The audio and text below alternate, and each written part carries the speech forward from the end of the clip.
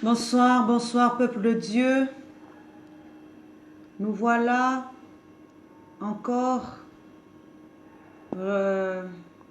pour honorer notre rendez-vous de ce soir. Nous voulons vous inviter à dire une prière ensemble. Je vais prier. Gloire et honneur à toi. Nous voulons te recommander ce moment que nous voulons passer dans ta présence. Nous te recommandons ce moment pour que tu en prennes la paternité, la direction, que tu fasses luire ta face, non seulement sur moi qui vais enseigner, mais également sur tous ceux qui vont me suivre. Gloire et honneur à toi pour tout, dans le nom de Jésus, j'ai ainsi demandé. Amen. Alors, aujourd'hui, nous allons parler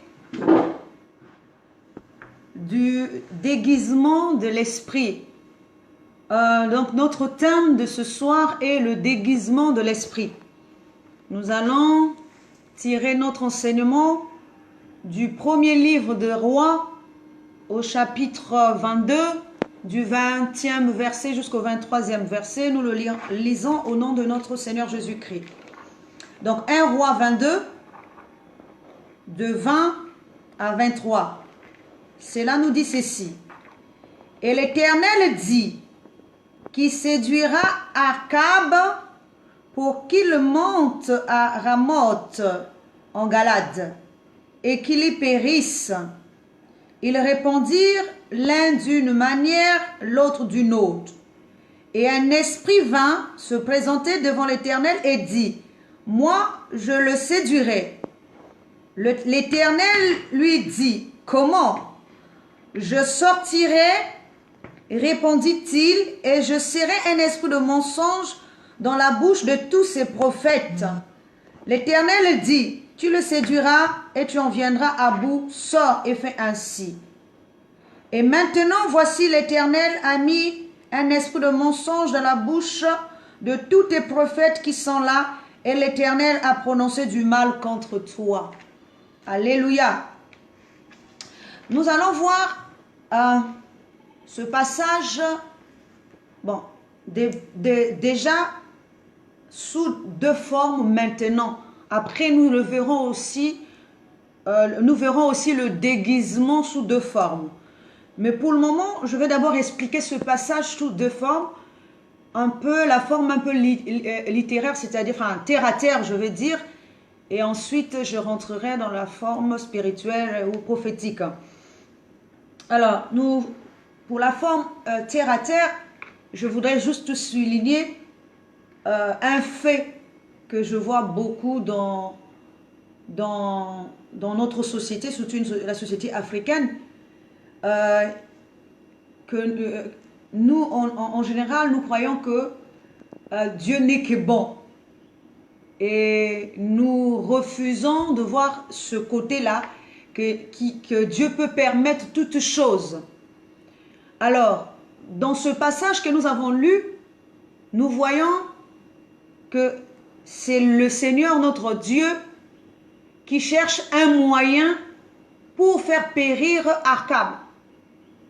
Et un esprit se présente à lui et Dieu va lui donner l'autorisation de pouvoir effectuer ce qu'il doit faire.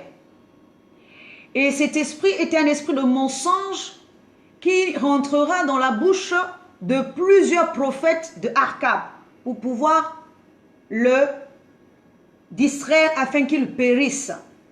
Pourquoi je dis que je parlerai un peu de manière terre à terre? Parce que c'est ce que nous voyons dans notre société, la société africaine, c'est que la plupart du temps, nous ne savons pas distinguer les choses. Nous ne combattons pas le bon combat, nous combattons le mauvais combat. Parce que souvent, nous voyons que ce qui est en face de nous, mais nous ne voyons pas au-delà de ce que l'esprit, plutôt l'homme peut voir. Nous voyons avec les yeux de l'homme, mais nous ne voyons pas avec les yeux de l'esprit. Alors que dans les yeux de l'esprit, si nous voyons, nous allons constater que nous ne sommes pas en train de combattre avec notre prochain, puisqu'il est dit que nous devons aimer notre prochain comme nous-mêmes.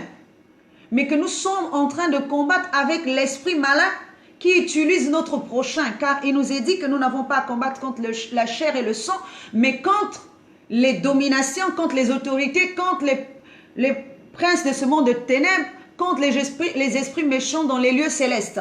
Donc, si nous voyons au-delà de l'homme physique, celui qui est en train de nous persécuter, celui qui est en train de nous faire du mal, celui qui est en train de s'aimer des bâtons dans nos roues, nous allons voir que ce n'est pas lui-même qui nous combat, parce que nul homme ne peut aller à Dieu sans que Dieu ne l'ait attiré, et que nul ne peut exécuter quelque chose par lui-même si cela ne vient pas de Dieu. La preuve est dans ce passage, c'est que pour atteindre son objectif, Dieu utilise un esprit de mensonge qui va rentrer dans les différents prophètes d'Arcab afin de le faire périr. Comment est-ce même possible? Dans la vie, nous voyons que des fois, nous avons plusieurs problèmes avec plusieurs personnes, que ce soit dans la famille, que ce soit dans le travail, que ce soit à l'église, partout. Nous croyons que ce sont nos frères qui sont en train de nous vouloir du mal. Mais nous ne voyons pas avec les yeux de l'esprit pour percevoir la chose, que c'est peut-être Dieu qui nous fait passer par cette épreuve et que c'est peut-être Dieu qui veut nous élever, peut-être que si nous sommes en train de combattre le mauvais combat. Parce qu'aujourd'hui, je le dis souvent même à mes enfants, que si nous sommes en train de combattre par exemple une personne en face de nous en disant que c'est lui le sorcier de la famille, nous ne nous rendons pas compte que l'esprit de sorcellerie existera toujours même au-delà de cette personne. Parce qu'il arrivera un moment où cette personne physique partira, mais l'esprit de sorcellerie régnera toujours. Mais si nous combattons le bon combat et que nous essayons de combattre l'esprit de la sorcellerie qui est dans notre famille ou du mensonge, l'esprit de la méchanceté, l'esprit de l'impudicité, en fait, ces esprits-là, nous allons devoir libérer notre prochain qui doit marcher en communion avec nous, sauver son âme et également détruire l'esprit qui est en train de vouloir nous séduire à travers cette personne. Voilà un peu en bref ce que je voulais dire dans le terre à terre un peu, parce que c'est quelque chose que je côtoie souvent et je voulais souligner ça en passant.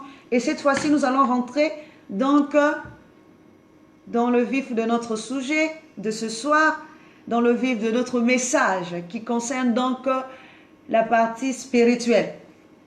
Alors donc nous allons parler donc de ce déguisement, le déguisement de l'esprit. Alors nous avons plusieurs questions à nous poser effectivement. Ce sont des questions que je me suis posées moi également et que nous allons les poser ensemble.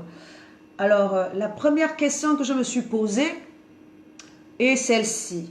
Comment Dieu peut-il siéger? Quand je dis siéger, c'est-à-dire Dieu présider une réunion où il est assis avec les autres fils de Dieu pour savoir comment venir à bout de Arcab. Ça, c'est ma première question. Comment est-ce possible? Dieu, maître des temps, des circonstances, Dieu tout-puissant. Il suffit juste qu'il claque des doigts. Il suffit même qu'il prononce un mot, que Arcab se retrouve au fin fond de la terre. Ou encore qu'il disparaisse du monde, qu'on n'entende même plus parler de lui. Il peut même effacer dans la mémoire de tout le monde la pensée même de Arcab, en le retirant même, comme ça, de bout en bam. Mais Dieu, le Seigneur de Seigneurs, le maître des temps et des circonstances, siège au milieu de tous ses enfants pour savoir comment ils vont arriver, comment Dieu et ses enfants vont arriver à bout de Arcab. Incroyable. Un truc incroyable. Alors, je me suis posé la question, soit Arcab là est égal à Dieu pour que Dieu puisse siéger avec ses hommes, donc tous ceux qui forment son corps, pour savoir comment arriver à éteindre celui qui est égal à lui-même. Parce que sinon c'est complexe. Parce que Dieu peut enlever n'importe quel homme physique du monde en claquant des dents ou encore en retirant juste le souffle de l'homme physique. Mais or cet homme-là qui est Achab, qui est-il pour que Dieu siège d'abord avec ses ministres, avec ses fils, pour pouvoir savoir qu'est-ce qu'il faut faire de celui-là. Attendez, c'est vraiment énorme. C'est une question qu'il faut à 1000 francs ou encore à 10 000 francs. C'est énorme. Bon, bref, nous voyons que Dieu siège avec tous ses fils ou bien encore toute son armée pour savoir comment venir à bout de Achab. Alors, la deuxième question que je me suis posée, comment tous les fils de Dieu qui étaient là n'arrivaient pas à trouver des réponses? Toute son armée, Dieu lui-même ne sait pas comment arriver à bout de Achab. Tous les fils qu'il a sur place, qui siègent avec lui, eux aussi ne sont pas en train de trouver le moyen de venir à bout de Achab. Ça aussi c'est incroyable. Donc Dieu lui-même ne sait pas comment venir à bout de Achab. Et tous ses fils qui sont à côté de lui, eux non plus. Ils partent tantôt d'une manière, tantôt d'une autre. Ça veut dire qu'ils sont en train de trouver des solutions qui ne conviennent pas à Dieu. Parce que Dieu lui-même n'a pas de solution. Il ne sait pas comment venir à bout de Achab. Et tous ses fils aussi ne savent pas. Ça aussi c'est un truc incroyable. Alors nous allons progresser. Nous voyons qu'un simple esprit. Alors là on nous dit un esprit qui sort de nulle part. Comment cet esprit-là peut être plus intelligent que Dieu? Ça aussi, c'est une question à 1000 balles. Comment cet esprit-là peut trouver une solution plus que Dieu lui-même mette des temps et des circonstances? Alors, nous allons progresser.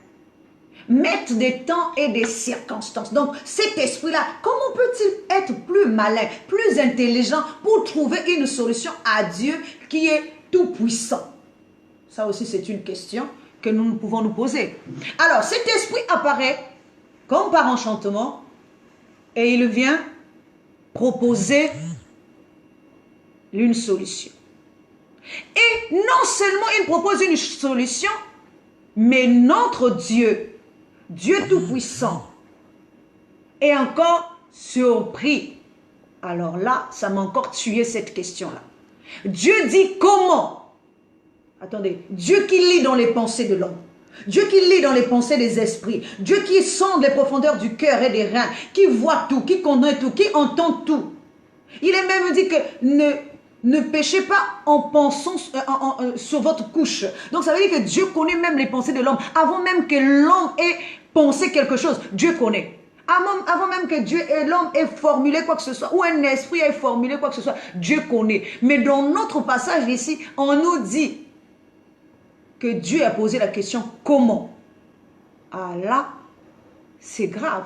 Dieu pose la question à un esprit quelconque qui n'est pas plus intelligent que Dieu. Déjà, lui, il arrive avec une solution. Et Dieu pose la question comment? Et lui, il répond, je serai un esprit de mensonge dans la bouche de ces prophètes. Ah là là.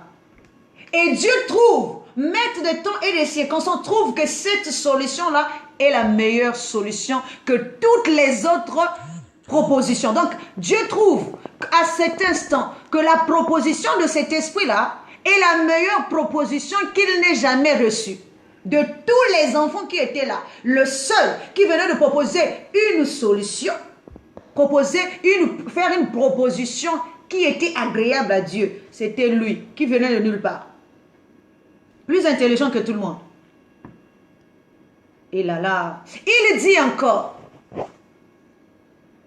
et Dieu non seulement accepte la proposition, mais Dieu demande l'exécution de cette proposition. Il dit encore, c'est là où ça m'intéresse, donc je serai un esprit de mensonge dans la bouche de ces prophètes. Les prophètes de qui? Les prophètes d'Achab. Ce qui veut dire que Akab lui-même, s'il a des prophètes, c'est que lui-même, il a déjà une loi. Or, il est déjà aussi un enseignement. Il est déjà aussi une connaissance qui a besoin de prophètes pour pouvoir régner. Car les prophètes ici, ce sont des corps. Or, si Akab a des prophètes, c'est que Akab là a un enseignement propre à lui et a une connaissance propre à lui. Pour que maintenant,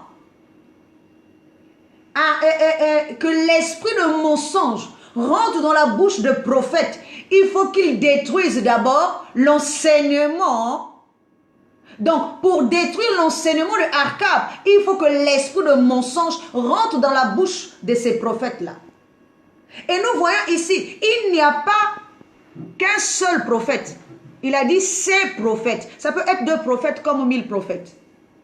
Mais ces prophètes-là, dans l'intention, mais Dieu fait tout cela dans l'intention de faire périr. Donc, ça veut dire de tuer Akab, d'éteindre Akab.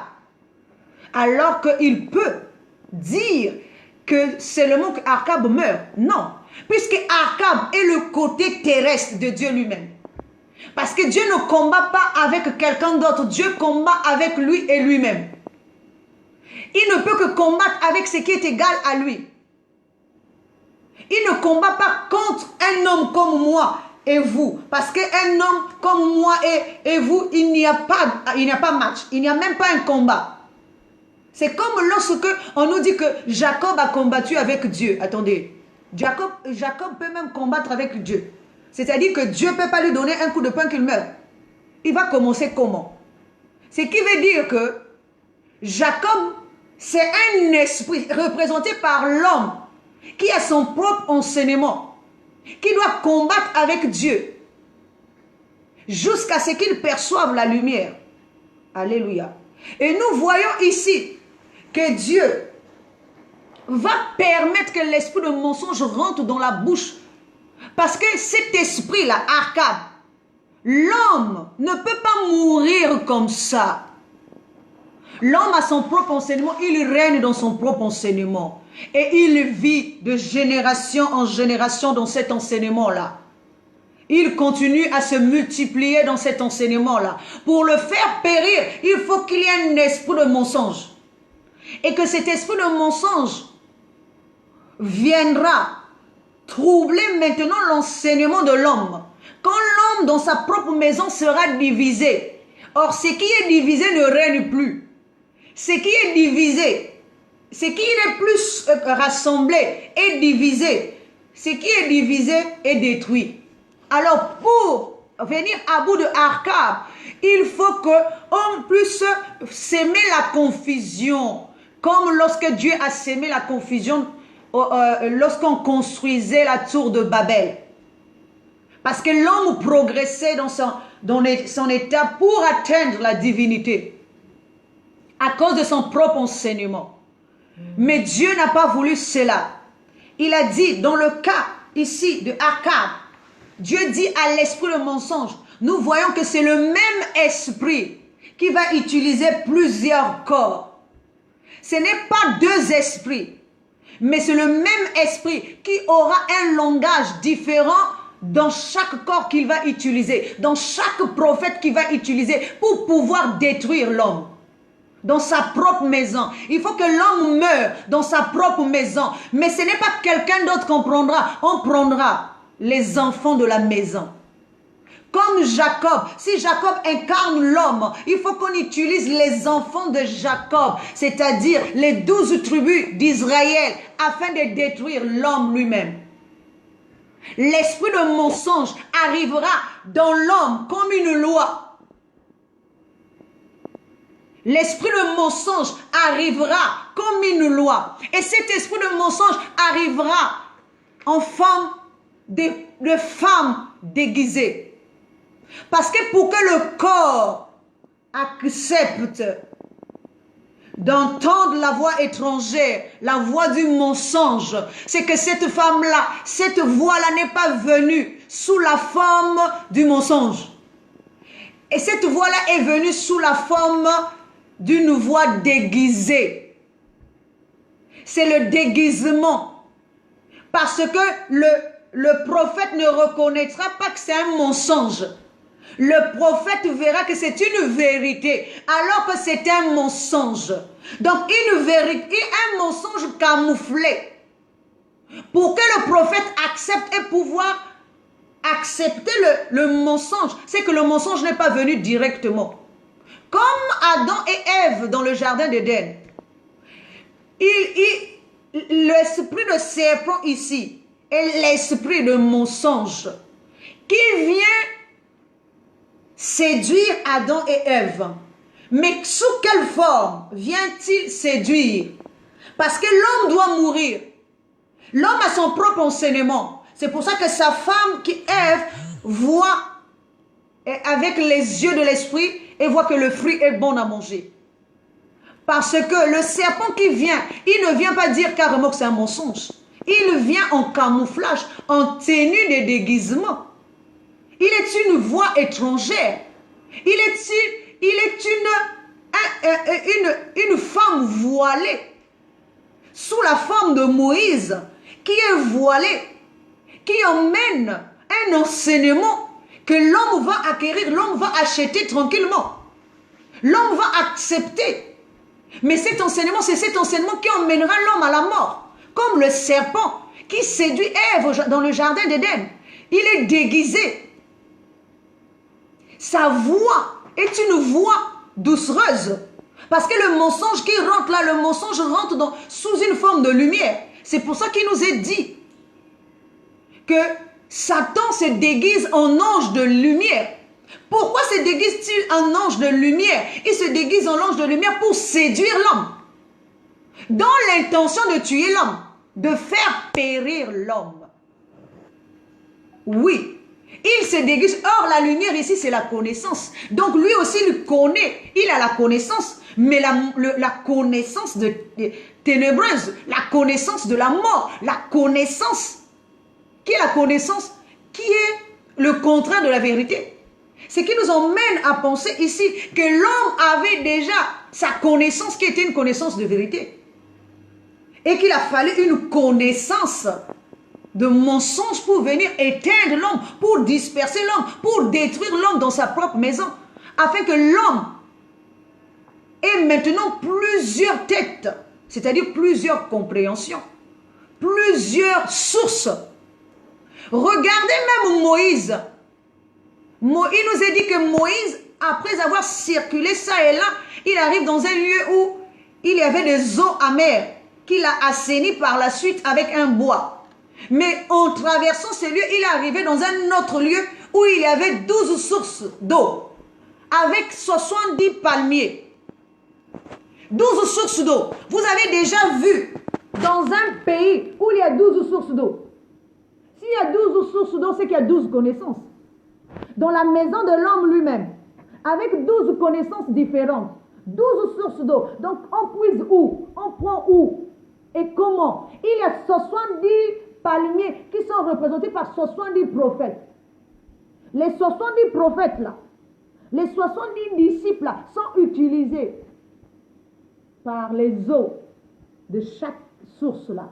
Donc, chacun des palmiers puise sa force de chacune des sources. Or, regardez une autre dimension des choses.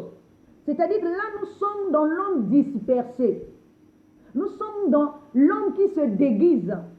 L'esprit qui est en train de se déguiser pour pouvoir atteindre l'homme. Il tue l'homme, mais il vient sous forme de plusieurs compréhensions. Afin que l'esprit de l'homme ne soit plus uni dans sa propre maison. Nous allons voir la différence entre avoir plusieurs cours d'eau et une même source. Nous avons plusieurs cours d'eau pour une même source. Or, les eaux que Élisée va assainir avec le sel est une seule source d'eau qui a plusieurs cours d'eau. Ce qui veut dire, si on assainit la source d'eau, les autres cours d'eau vont s'assainir automatiquement. Or, dans l'histoire avec 12 sources d'eau, si on assainit une source d'eau, les autres sources d'eau peuvent aussi être amères. Alors, c'est ça la différence de l'esprit de déguisement. C'est lui qui vient pour embrouiller l'esprit de l'homme. Mais il ne vient pas par lui-même. Il vient parce qu'il a reçu l'ordre. Comme Satan avec Job. Satan a reçu l'ordre de venir détruire ce qui était à Job. De détruire sa maison, de détruire ses biens, de détruire aussi ses enfants. C'est-à-dire son corps. Alléluia. Oui, nous voyons ici que Dieu donne à l'esprit de mensonge aussi la séduction, donc la beauté. Si l'esprit de mensonge n'a pas de beauté, il ne peut pas séduire. Alléluia. Si l'esprit de mensonge n'a pas de beauté, il ne peut pas séduire. C'est pour ça que l'esprit de vérité, lui, n'a ni beauté, ni allure. C'est pour ça qu'on ne prend pas au sérieux. Or, l'esprit de séduction, de mensonge, lui, il a une beauté. Il est un séducteur. Et il est déguisé en ange de lumière. Nous voyons aussi que la parole de Dieu nous dit que le mal vient sous forme d'un loup dévorant, mais dans la peau de l'agneau. Ce qui veut dire, tu l'achètes parce que tu vois que c'est un agneau. Et au-dedans de lui, ce n'est pas un agneau. C'est pour ça que j'ai pris tout à l'heure l'exemple, nous ne combattons pas contre la chair et le sang. Nous devons faire la distinction de avec qui nous sommes en train de combattre. Est-ce l'agneau ou le loup qui est au-dedans de l'agneau? Si nous combattons avec l'agneau, nous allons tuer l'agneau alors que nous allons laisser le loup. Or, si nous sommes dans le spirituel, nous allons comprendre que ce n'est pas avec l'agneau que nous sommes en train de combattre, mais c'est avec le loup. Le loup, c'est celui qui agit au-dedans. Le loup n'est pas quelqu'un de l'extérieur. Le loup est quelqu'un de l'intérieur. Il est l'esprit séducteur qui parle avec des paroles mielleuses. Il se déguise de manière à ce que nous ne puissions pas reconnaître le mensonge. C'est pour ça que même à l'école, on nous dit un flatteur vit aux dépens de celui qui l'écoute. Ah oui, parce que si tu écoutes le flatteur, il continuera à vivre. C'est comme le Satan, comme le diable, comme l'esprit de mensonge. Si tu écoutes le mensonge continuera à vivre. Mais si tu n'écoutes pas le mensonge, tu verras que le mensonge finira par se taire. Alléluia. Nous sommes toujours dans l'esprit de mensonge et dans le déguisement. Nous allons voir ici le déguisement sous deux formes. Nous allons voir d'abord la première forme qui est la forme du mal. Oui, nous avons entamé déjà cette forme du mal par l'esprit de mensonge qui veut arriver à bout de Arcab, dans l'intention de le périr. Ce qui veut dire, nous prenons l'exemple encore de Moïse. Lui-même, Dieu l'envoie en mission et Dieu vient le combattre. Ce qui veut dire que celui qui a envoyé Moïse la journée, c'était une autre face de Dieu. Et celui qui vient combattre Moïse la nuit, c'est une autre face de Dieu. Il a fallu que Moïse voie les deux faces de Dieu. Mais lorsque Dieu est venu combattre Moïse ici, il est venu avec l'intention de le faire périr. De le faire périr. Mais si Moïse n'avait pas une femme qui est la conscience, sa conscience, parce que Moïse aussi avait son propre enseignement. Alléluia. Je l'ai dit déjà, Moïse avait son propre enseignement parce que Moïse est venu avec son bâton. Et c'est Dieu qui a activé le bâton, donc l'enseignement que Moïse avait. Mais Dieu l'envoie en mission, Dieu vient encore le combattre. Heureusement, pour lui, il avait son épouse qui était un esprit vaillant, un esprit aguerri et qui savait quel était le remède contre cette mort. Alors, nous allons continuer. Nous allons voir que, alléluia, que nous allons voir un autre aspect de choses. Dieu veut faire périr l'homme. Dans quel but? Ça, c'est aussi ma question. Pourquoi veut-il le faire périr? Est-ce que l'homme le gêne-t-il? Alors qu'il est dit que le corps de l'homme est le temple de Dieu. Ou Dieu. C'est pour ça que je dis, là nous voyons tous ces aspects-là dans le côté mal. Nous voyons que au-dedans de l'homme, même au-dedans de nous-mêmes, hein, dans le sens physique, il y a toujours le bien et le mal. C'est que Dieu veut. Comme nous, ce que nous voulons, c'est tuer le côté mal en nous. C'est ce que nous tous nous voulons. Même Dieu. C'est pour ça qu'il est dit que Dieu doit sanctifier l'âme, l'esprit et le corps afin que nous soyons trouvés irrépréhensibles à l'avènement de Christ. Donc ça veut dire que tous les niveaux de nous doivent être sanctifiés.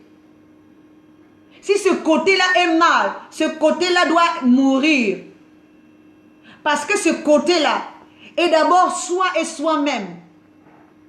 En chacun de nous, nous avons le côté bien et le côté mal. C'est comme l'arbre de la connaissance du bien et du mal. Ce qu'on doit faire périr ici, c'est le côté mal qui est représenté ici par Akab. Alléluia. Nous voyons ici, dans un autre aspect des choses, je me suis laissé tenter à penser une chose, que je vais partager aussi avec vous. La parole de Dieu nous dit que ceux qui sont venus avant moi sont des brigands et des voleurs. Ou encore que le mal est déguisé en loup dévorant, et plutôt déguisé en agneau alors que c'est un loup dévorant. Donc le déguisement du mal, le déguisement de l'esprit mal. Ah là là, je me suis posé certaines questions. Comment un esprit du mal peut-il venir prendre ce qui est à Dieu, dans la maison de Dieu? Aïe, aïe, aïe, là aussi c'est compliqué. Prenons toujours cet même exemple. Comment le serpent peut-il rentrer dans la maison de Dieu, dans le jardin d'Éden, prendre la brebis de Dieu, puisque l'homme est la brebis égarée de Dieu? Comment cette brebis s'est-elle égarée? Cette brebis s'est égarée parce qu'il y a eu un esprit de mensonge qui est venu la prendre dans la maison de Dieu. Comment? Est-ce que Dieu était en train de dormir? Est-ce que Dieu avait voyagé? Est-ce que Dieu était en train de... Ce sont les questions que nous pouvons nous poser. Parce qu'il nous a dit que Jésus, Dieu est la porte de brebis. Comment cette porte s'est-elle ouverte? Pour que le mal rentre dans la maison de Dieu. Pour venir prendre la brebis de Dieu et sortir avec pendant que Dieu est là. Comment est-ce possible? Toutes ces questions-là, nous devons les poser. Comment est-ce possible? Comment le serpent est venu prendre la brebis de Dieu, l'épouse de Dieu, dans le jardin d'Éden, là où on lui a donné tout. Et lui, il est venu, l'esprit là est venu séduire l'homme dans la maison de Dieu. Alors que Dieu est la porte de brebis.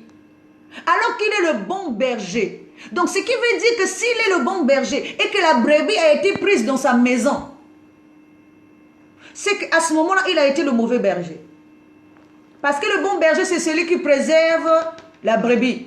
Or, lorsque la brebis quitte la maison ou encore la bergerie, c'est que le berger a été un mauvais berger. Le berger, soit c'est le berger lui-même qui a autorisé qu'on vienne prendre la brebis, soit il a été un mauvais berger. Parce qu'il est la porte de brebis. Nul ne peut rentrer. C'est que on dit, la parole de Dieu nous dit que Jésus est la porte de brebis. Il dit qu'il faut rentrer par la porte. Celui qui rentre par la fenêtre est un brigand. Mais comment le brigand peut-il rentrer par la fenêtre? Comment le brigand?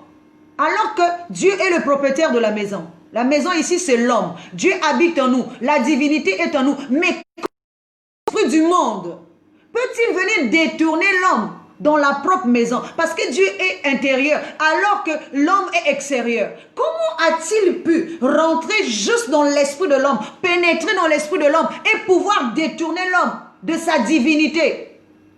Afin que l'homme ne regarde plus aux choses intérieures, aux choses célestes, et qu'il commence à regarder les choses extérieures, les choses de l'homme. Qu'aujourd'hui, l'homme ait pris toute son ampleur, plutôt l'homme extérieur, l'image terrestre, s'est imposée en nous. Pour qu'aujourd'hui, nous ne voyons que tout ce qui est extérieur, les matériels, le voyage, la grandeur de l'homme. Alléluia. J'ai aimé une publication que j'ai lue tout à l'heure, qui m'a même fait sourire, qui dit, lorsque l'homme t'élève, il t'élève qu'à la hauteur de ses mains, alors que Dieu t'élève à la hauteur de sa divinité. Alors donc nous voyons ici qu'aujourd'hui, l'homme dans sa propre maison, l'homme, l'épouse, la conscience de l'homme a été détournée par l'homme extérieur. Parce qu'aujourd'hui, la conscience là ne pense que des choses extérieures, ne vit que par ça. Elle a oublié tout ce qui était intérieur. Comment est-ce possible alors que la conscience est intérieure? Mais l'homme extérieur est venu. Et je comprends pourquoi Dieu veut maintenant la mort de cet homme-là. Parce que Dieu veut récupérer la femme. Dieu veut récupérer l'épouse. Il faut que Achab meure. Alléluia. Alors, donc nous voyons ici que si Dieu s'est rendu compte que l'esprit du monde, qui n'est autre que lui-même, est venu prendre un côté de lui qui est venu prendre l'épouse, pour détourner l'épouse à ses fins personnelles, il va vouloir que cette épouse-là meure. À l'image, justement, de David, qui enverra son homme de main. Parce qu'il nous a dit que le serpent était le plus rusé dans le jardin. Mais le serpent, au départ, est le serviteur de Dieu. Comment peut-il être plus rusé que Dieu? Comment même c'est possible? Comment peut-il être plus intelligent? C'est qu'il a reçu l'aval de Dieu pour pouvoir détourner d'abord l'épouse. Et après, Dieu viendra encore récupérer cette épouse des mains de l'homme. Alléluia. Alors, nous voyons que tout cela, ce sont des questions. Pourquoi Satan va... Dans quel but Satan peut-il séduire l'homme et le sortir d'Éden? Dans quel but? Dans quel but? Alors, nous voyons comment Satan utilisera, comment la loi va utiliser, je l'ai dit tantôt, la loi va utiliser les prophètes de Achab. Comment le mensonge va détruire Achab dans sa propre maison, ou encore l'homme dans sa propre maison. Je l'ai dit tantôt, il faut faire sortir plusieurs connaissances. Donc toutes ces connaissances sont des fils de l'homme. Plutôt que tous ces prophètes sont les fils de l'homme que le mensonge utilisera dans la propre maison de l'homme afin de détruire l'homme. Si l'homme est détruit, Dieu peut récupérer l'épouse. Alléluia. Nous avançons. Nous allons voir aussi une chose. À l'image de Moïse qui est combattu par Dieu et dont l'épouse fera le nécessaire pour le sauver, nous allons constater également que l'homme ici, qu'on veut faire périr, on veut faire périr que le corps, mais on ne va pas faire périr la conscience, parce que la conscience est aussi l'épouse de Dieu. Mais au départ, cette conscience appartient à l'homme, puisque la conscience a aussi épousé les désirs de l'homme, la compréhension de l'homme, la compréhension de l'image terrestre, avec tout son enseignement. Et nous allons voir avec l'image de Tamar, comment maintenant elle, là je parle maintenant de elle, la conscience qui sait qu'elle va mourir. Comment maintenant, c'est-à-dire tout à l'heure nous avons parlé de Achab dans le sens maintenant du corps. Or le corps peut mourir, c'est toujours l'homme, mais le corps peut mourir. Or la conscience, la chair, celle qu'on appelle la chair ici, c'est d'abord un esprit. La chair n'est pas la chair physique. La chair, c'est une nature. Or, la chair, c'est une conscience. Si c'est une nature, c'est que c'est une conscience. La chair elle-même ne meurt pas comme ça. Elle raisonne. Elle est intelligente. Elle est même maligne. Alléluia. Et nous allons voir cela dans l'histoire de Tamar avec Judas. Je ne vais pas expliquer toute cette histoire, vous connaissez vous-même. Vous connaissez cette histoire, c'est dans le livre de Genèse 38, du premier verset jusqu'à l'infini. Alors, mais nous allons voir maintenant ici le déguisement de l'esprit selon la forme bien. Parce que quand quelqu'un cherche à survivre, quand quelqu'un sait qu'il est condamné, il va chercher à survivre. Et quand il cherche à survivre, il va se déguiser. Pourquoi se déguiser? Là, tout à l'heure, nous avons parlé du déguisement dans le mauvais sens, c'est-à-dire pour détruire, pour tuer, pour faire périr l'homme, donc le corps. Or, ici, nous parlerons maintenant du déguisement, mais dans le sens de survie, donc dans le sens du bien. Comme maintenant l'homme qui sait qu'il est condamné, comme Akab qui sait qu'il est condamné, mais qui est représenté aussi. Non seulement il représente le corps, mais ce corps-là a une conscience, parce qu'il est l'homme. L'homme ici a une nature. Sa nature-là, c'est sa propre conscience qui le guide. Mais cette conscience-là ne meurt pas comme ça. Et nous allons voir cela avec l'histoire de Tamar. La parole de Dieu nous dit que cette femme-là, Judas lui a fait épouser d'abord son premier fils. Ensuite le second. Le premier fils ne lui a pas donné d'enfant, le premier fils est mort parce qu'il était mauvais. Ensuite le deuxième qui est venu, qui n'était pas bon, mais qui lui non plus ne voulait pas lui donner d'enfant. Et lui, il jetait à chaque fois sa sémence par terre au lieu de lui donner à elle, afin qu'elle enfante. Alléluia. Nous voyons que dans ce parcours-là, Tamar va perdre tous les deux maris, qui sont frères. Ici, nous allons les représenter par le corps, donc le corps et l'esprit. Parce que dans le cas où tous les prophètes reçoivent un esprit de mensonge dans le corps de l'homme, les esprits de prophètes là, plutôt le premier esprit qui existait là, le premier esprit qui existait, donc la première connaissance de l'homme là, va mourir, et ensuite viendra tous les prophètes que le mensonge a séduit.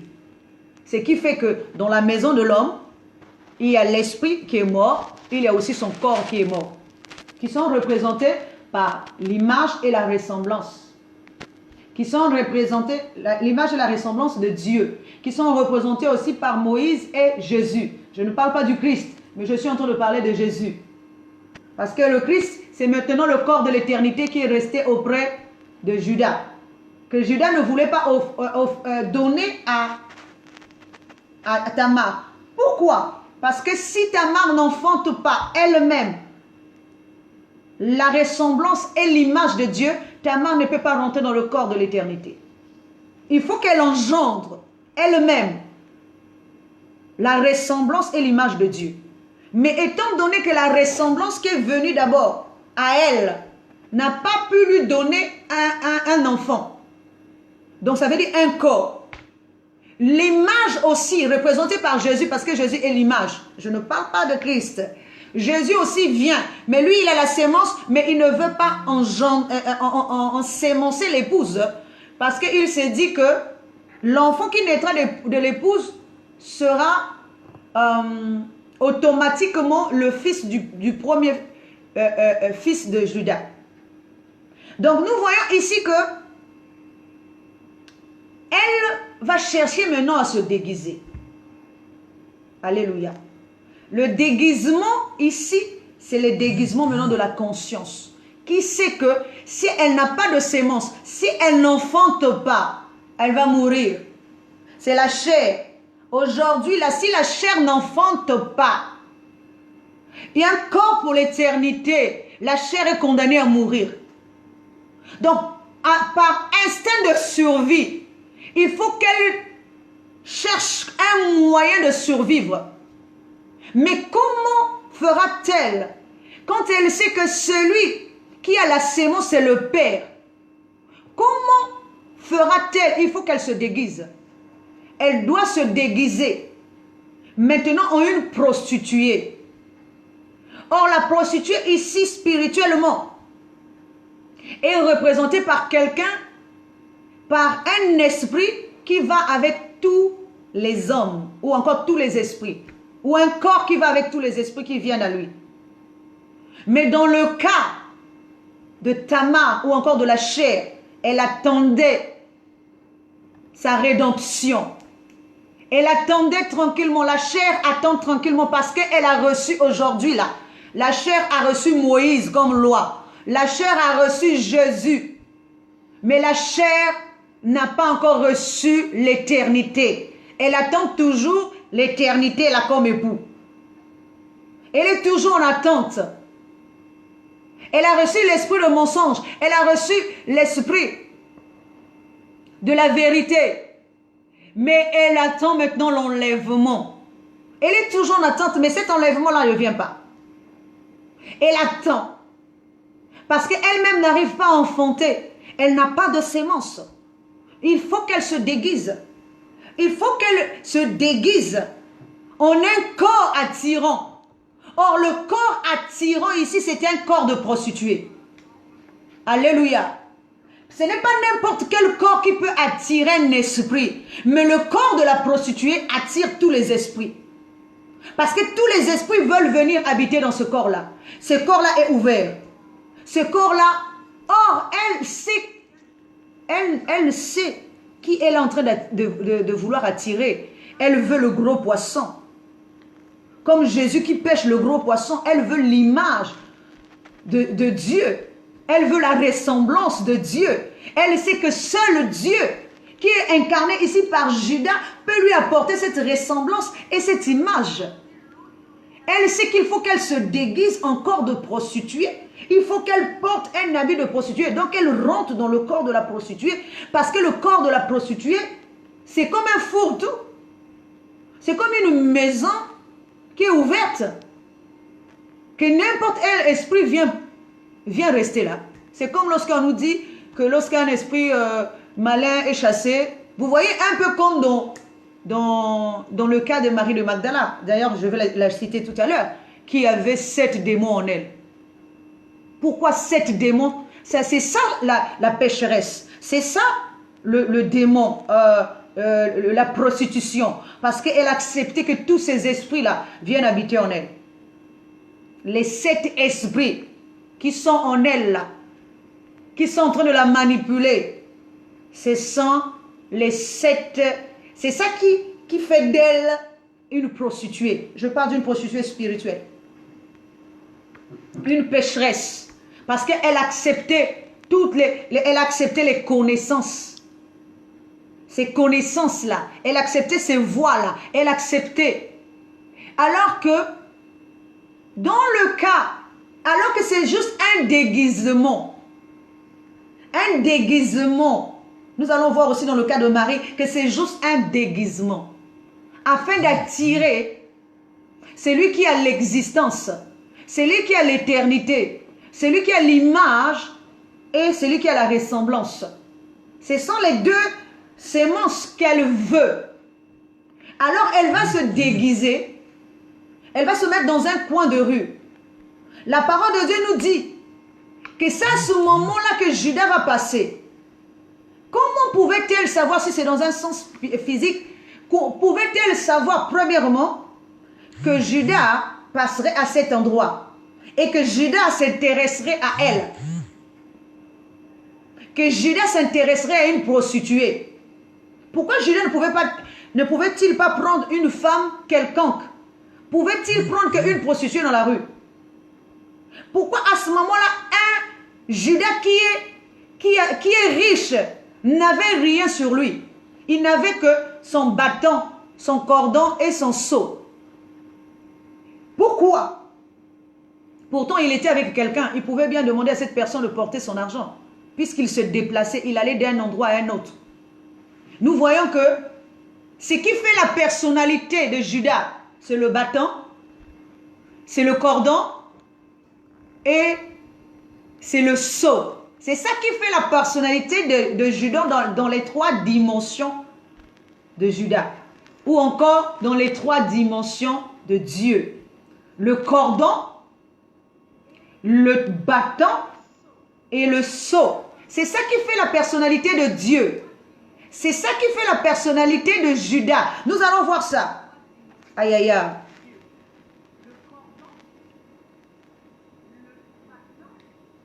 Nous allons voir que les 3 choses. Avant que je ne revienne sur ça, je vais d'abord expliquer quelque chose.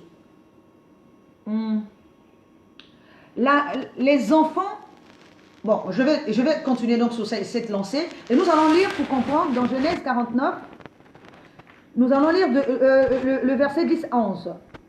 Je voulais quand même qu'on le lise pour comprendre ce que je vais dire par la suite.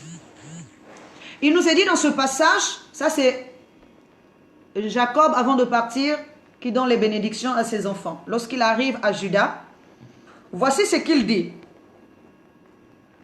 Donc je prends le verset 10 et 11. Le sceptre ne s'éloignera point de Juda, ni le bâton souverain d'entre ses pieds, jusqu'à ce que vienne le Shilo et que les peuples lui obéissent. Il attache à la vigne son âne et au meilleur cep le petit de son ânesse. Il lave dans le vin son vêtement et dans le sang de raisin son manteau. Alléluia. Alors c'est là que nous allons comprendre que les 3 choses que Judas avait, les 3 objets que Judas avait, ce sont les 3 qui définissent, les 3 objets qui définissent sa personnalité. Judas est non seulement 2 fois souverain. Judas est souverain dans le corps. Judas est aussi souverain dans l'esprit. Judas est souverain dans la ressemblance. Judas est aussi souverain dans l'image. Nous allons le voir. La parole de Dieu nous dit, le sceptre ne s'éloignera point de Judas. Or, le sceptre, c'est aussi un bâton. Mais le sceptre, c'est le bâton du roi. Le sceptre ne s'éloignera point de Judas. Le sceptre, c'est aussi un bâton. Le bâton des souverains, le bâton de roi. Or, le roi ici, c'est l'esprit. Donc, selon l'esprit, il a un sceptre. Et selon le corps, il a le bâton souverain. Il nous est dit, et ni le bâton souverain d'entre ses pieds. Or, la partie tête a le sceptre, le commandement. Et la partie terrestre ou la partie corps a le bâton souverain, le bâton de commandement.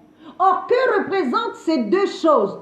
Ces 2 choses représentent la connaissance terrestre et la connaissance céleste. Les 2 bâtons.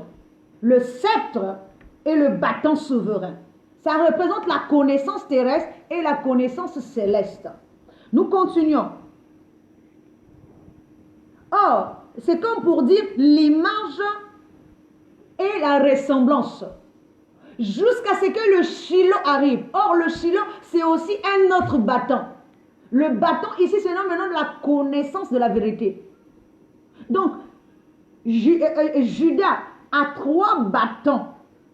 Mais le dernier bâton n'est pas encore arrivé. Parce que le dernier bâton est représenté par son 3e fils qui est mis à l'écart.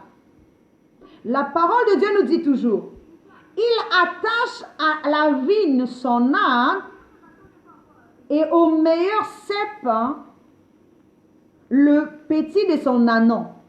Nous voyons ici que la vigne et le pied et le cep, c'est toujours le pied de la vigne.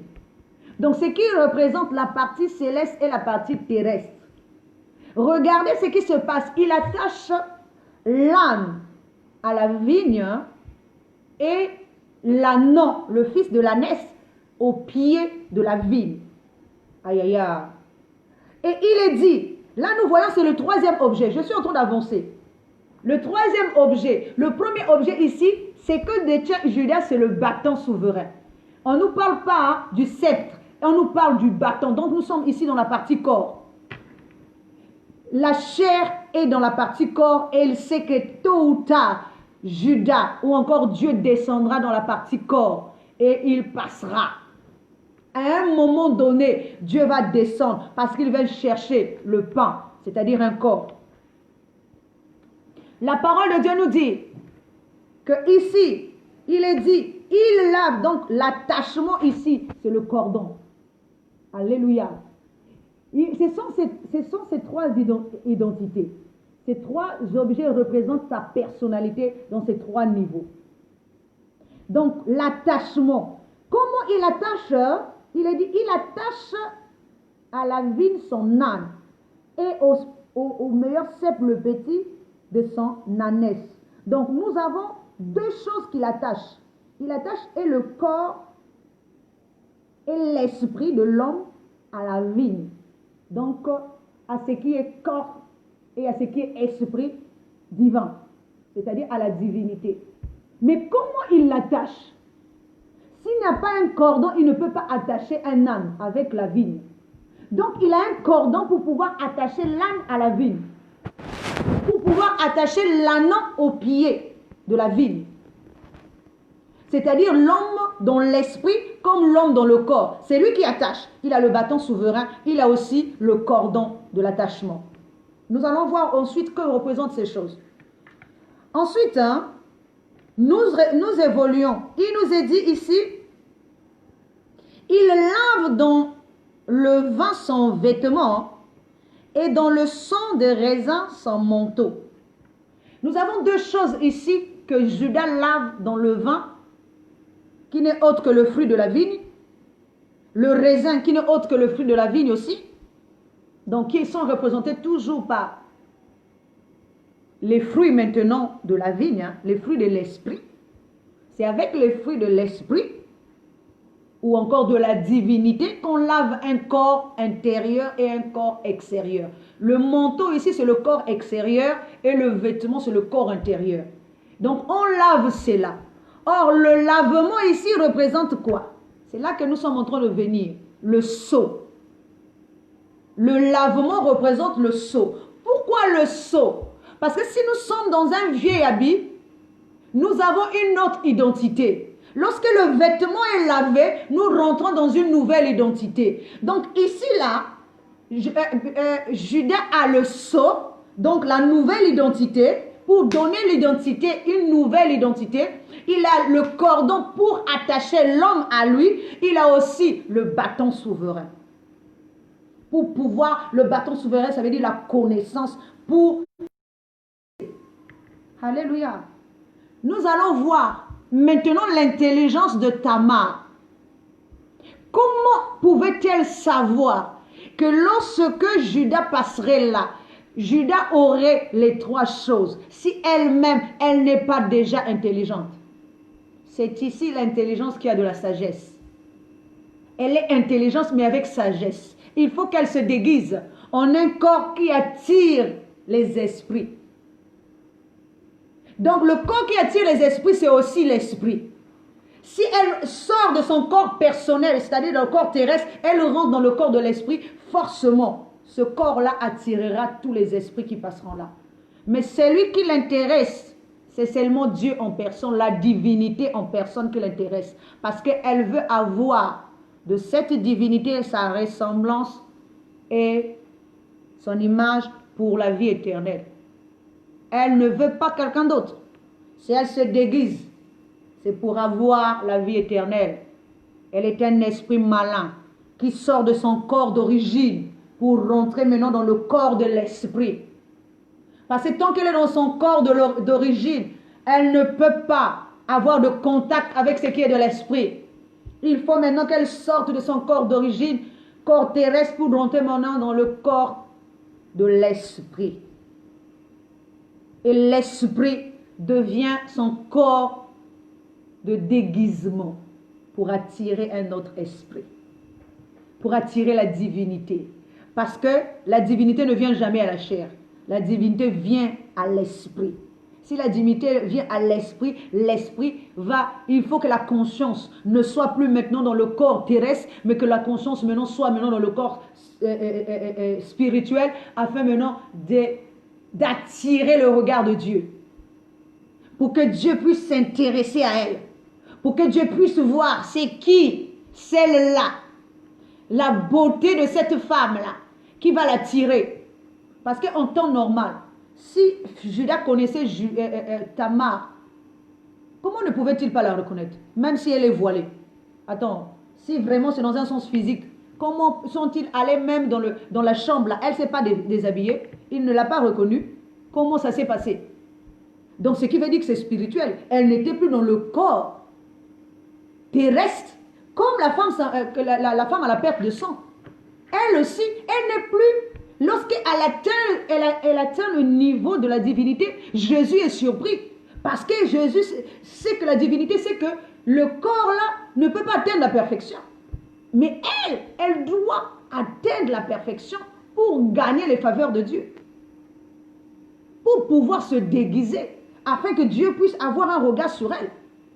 Parce que c'est qu'elle veut, la perfection ici, c'est rentrer dans la vie éternelle. Mais pour avoir la vie éternelle, il faut qu'elle enfante. C'est ce qui est écrit, que Ève doit enfanter. Alors, la parole de Dieu nous dit, nous continuons, que là, j'arrive à comprendre comment pouvait-elle savoir, ma question, comment pouvait-elle savoir que non seulement que Judas passera là, même si elle s'est renseignée, parce que Judas habitait à une autre contrée, elle aussi elle était dans une autre contrée, où elle était abandonnée à elle-même, elle attendait précisément que Judas passe là, à cette période-là, à ce moment-là, à cet endroit-là. Elle connaissait tout ça. Elle attendait tranquillement. Elle n'est pas allée là-bas parce qu'elle sait qu'elle ne peut pas atteindre le niveau de l'éternité, de la divinité. Mais elle attendait dans l'esprit. Parce qu'elle sait qu'à un moment donné, Dieu descendra en esprit pour chercher un corps. Oui, la parole de Dieu nous dit que Judas n'avait pas d'argent sur lui. Il n'avait que 3 objets. Et ce sont les 3 objets qu'il a donnés en gage à Tamar. Mais nous allons encore nous poser une certaine question.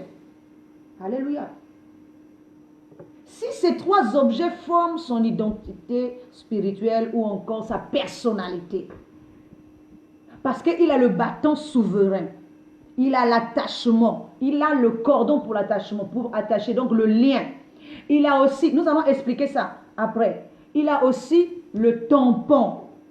Ce qui veut dire que s'il donne ces choses à Tamar, alléluia, il n'a plus rien. Alléluia, il n'a plus rien. Pendant le temps que Tamar ne va pas se voir avec Judas, Judas n'aura pas ces 3 objets avec lui. C'est comme si Judas a transmis toute sa personnalité à Tamar. Pour que Tamar règne en son lieu et place. Avec le bâton souverain, avec le tampon et avec l'attachement. Avec le cordon. Alléluia. Parce que tant que la grossesse de Tamar ne se fera pas voir, que le monde ne verra pas que Tamar est enceinte, pendant ce temps-là, que le monde ne remarque pas la grossesse de Tamar, que la grossesse là est en train d'évoluer. Pourquoi ce temps-là? Parce que Tamar est en train de former un homme. L'homme que Tamar est en train de former là est un homme qui a 2 visages, est un homme qui a la ressemblance et l'image de Dieu. Parce que la sémence qu'elle a reçue, c'est la sémence qui va lui donner les 2 images. Et il faut que ces 2 enfants-là aussi portent, alléluia, portent la personnalité de leur père. Ayant le cordon, ayant l'attachement, ayant aussi le sceau. C'est les 3 choses qu'elle va garder pour former cet homme-là. Parce que regardons d'abord cette même histoire. Pourquoi Judas a-t-il donné cela à Tamar? Pourquoi Tamar lui a demandé ces 3 objets? Comment Tamar pouvait-elle savoir qu'il a ces objets avec lui ce jour-là? Parce que Tamar sait, et c'est l'esprit, comme je l'ai dit, la conscience connaît toutes ces choses-là. La conscience sait que dans l'homme, dans Dieu, il y a ces 3 personnalités, ces 3 objets qui sont l'attachement. Alors nous allons l'expliquer. Qu'est-ce que ça veut dire cet attachement-là? Alléluia.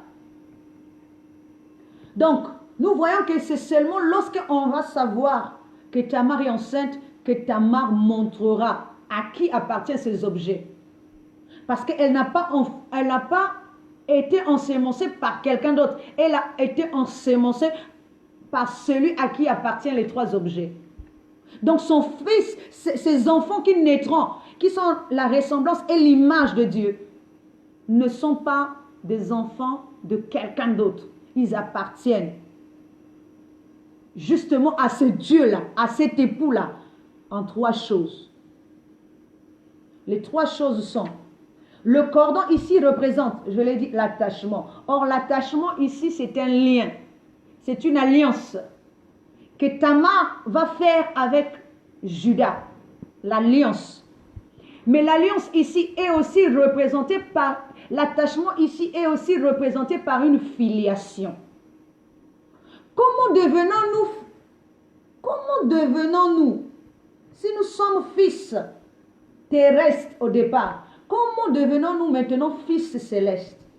Par filiation. Or, la filiation ici, c'est l'attachement. L'attachement ici, c'est le cordon. Donc, le cordon ici, c'est la filiation. C'est le lien qui va maintenant nous lier entre nous qui étions autrefois fils terrestres. Nous allons devenir maintenant fils célestes.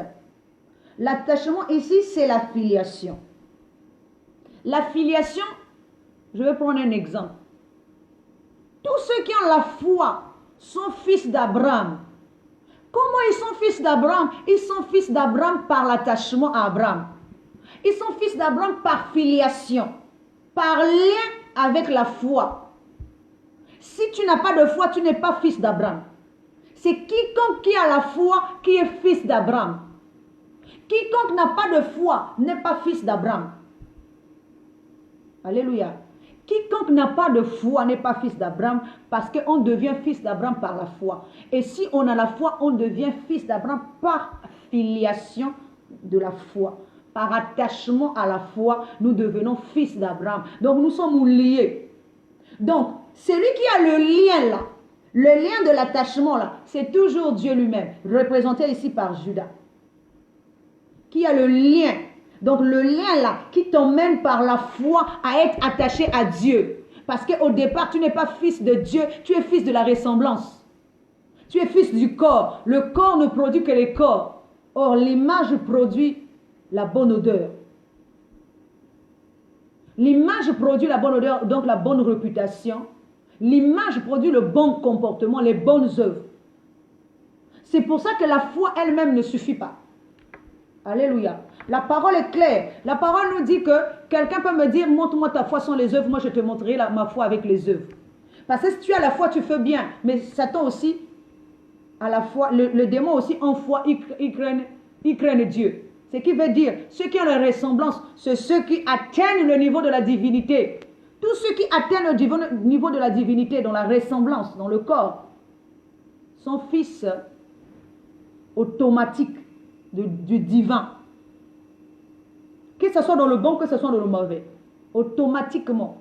Quelqu'un qui atteint la divinité, même en étant le mal ou dans le bien, il est automatiquement fils de la divinité. Là, je pars du côté de la ressemblance.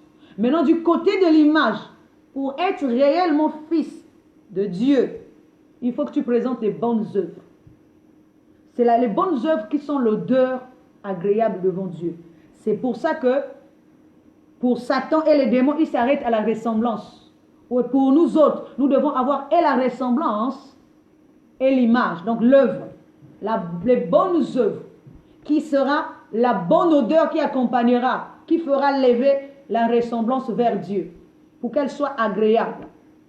C'est pour ça que Jacques dit, Montre-moi tes œuvres. Plutôt ta foi sans les œuvres, moi je te montrerai ma foi avec les œuvres. Parce que il y a l'attachement et il y a aussi l'œuvre. Donc les trois choses sont les identités de Dieu. Sont les dimensions de Dieu. Les trois objets. Et nous voyons ici aussi, lorsqu'on parle de lavement, c'est pour ça que nous voyons que Jésus a lavé les pieds aux disciples. Et quand même Pierre voulait qu'il lave les mains, il a dit que non. Quand l'esprit est sanctifié, il faut maintenant sanctifier le corps. C'est que ça veut dire que les mains ici représentaient la partie supérieure et les pieds la partie inférieure. Quand l'esprit est sanctifié, il faut que le corps aussi soit sanctifié. Il n'a pas voulu laver les mains à Pierre parce que c'était la partie terrestre, donc partie terre ou encore pied ou encore inférieure qu'il fallait laver. Or, il nous est demandé de laver notre vêtement. Ici, le lavement ici, c'est une nouvelle identité. Or, lui seul a le sceau de te donner une nouvelle identité. De nous donner une nouvelle identité, une nouvelle robe. Un nouveau caillou sur lequel est écrit un nom nouveau. C'est que lorsque nous lavons de robe, comme Jésus qui sort des eaux du baptême, lorsqu'il sort des eaux du baptême, il reçoit une nouvelle identité, un nouveau esprit, une nouvelle image, qui est la colombe, qui est le Christ qui descend. Et il est devenu Jésus-Christ. Alléluia. Donc le lavement, le sceau, que Dieu, il est dit que ne travaillez pas pour la nourriture qui périsse, mais travaillez pour la nourriture qui subsiste.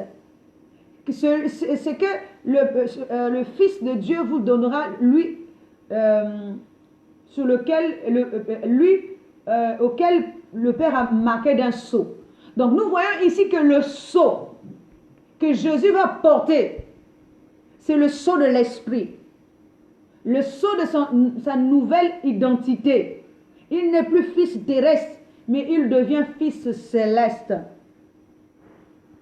Donc pendant ce temps, il y a le changement de l'identité. Pour qu'elle rentre dans l'image de Dieu, il faut qu'elle change sa robe. Il faut qu'elle lave sa robe. Elle ne pouvait laver que sa robe avec le sceau, donc avoir une nouvelle identité. Elle ne pouvait être attachée par filiation avec la divinité, elle qui était autrefois étrangère, que par le cordon. Elle ne peut que régner si elle a le bâton souverain. Nous allons avancer. Nous allons comprendre que le bâton souverain ici, c'est la connaissance. Si elle a la connaissance, il peut avoir le changement et une nouvelle identité. S'il y a la connaissance, donc la connaissance là, c'est le règne. Et c'est la même chose que Joseph a eu à faire. Lorsque Joseph est descendu en Égypte, on lui a donné une nouvelle identité. On lui a donné une nouvelle robe. On lui a donné aussi la souveraineté. Donc l'alliance, l'alliance, l'anneau du roi, on lui a donné la souveraineté. On lui a donné tout ça. Afin qu'il règne sur l'Égypte entière à la place de Pharaon. C'est la même chose. Que le temps que Tamar va détenir ses objets, c'est le temps que Tamar va régner à la place de Juda.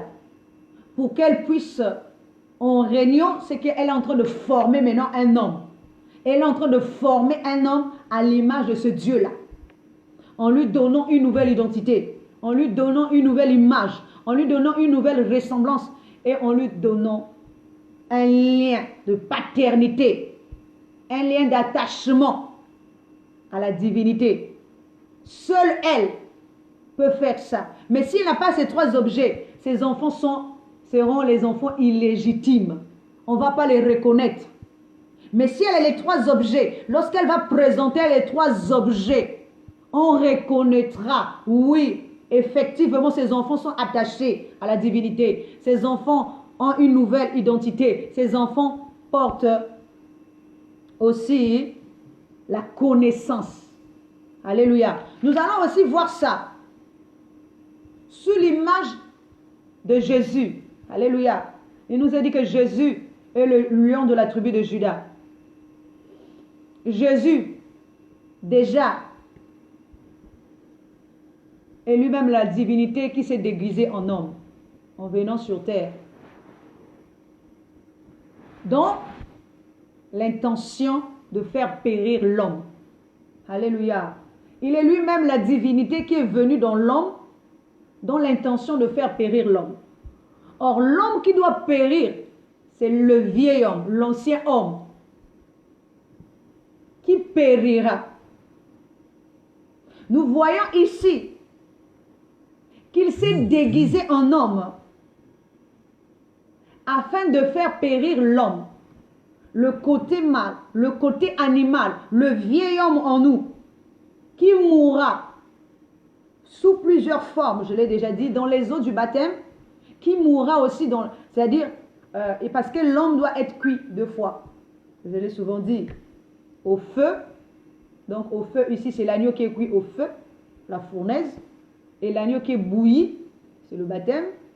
Le baptême, c'est-à-dire le dépouillement, la repentance, le renouvellement, qui est représenté par le lavage. Alléluia. Nous voyons ici que Jésus également, lion de la tribu de Juda, avec la souveraineté de Dieu, avec le lien d'attachement, avec le sceau qu'il porte, qu'il a à lui, lui aussi, qui est venu avec l'intention de faire périr l'homme. Alléluia. Lui aussi se fera avoir par, nous allons d'abord citer 3 femmes qui ne sont que la même personne, mais qui est représentée sous 3 formes différentes. Ensuite, nous allons revenir sur Marie de Magdala. Alors, nous allons prendre 3 personnages de la Bible, 3 femmes de la Bible, qui